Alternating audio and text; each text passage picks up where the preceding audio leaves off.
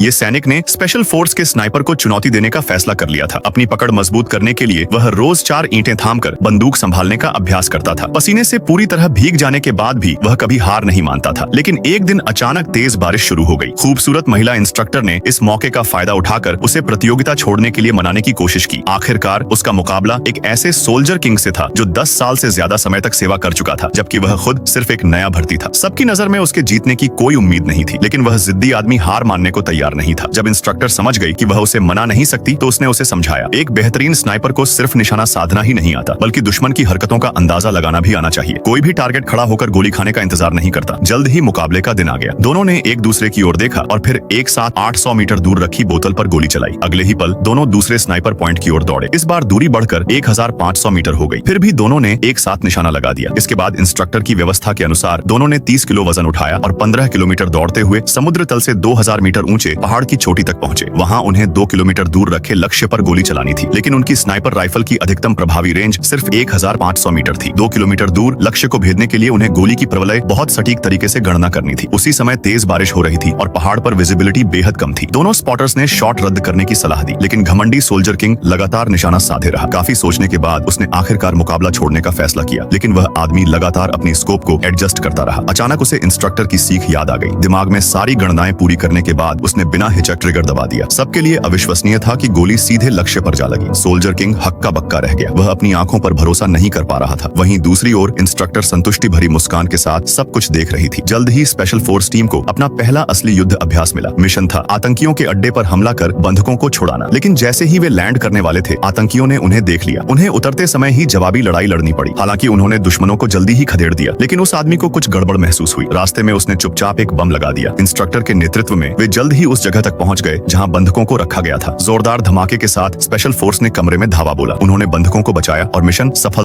आज जुम्मे का दिन है, कोई तो कमेंट में अल्लाह अकबर लिख दो।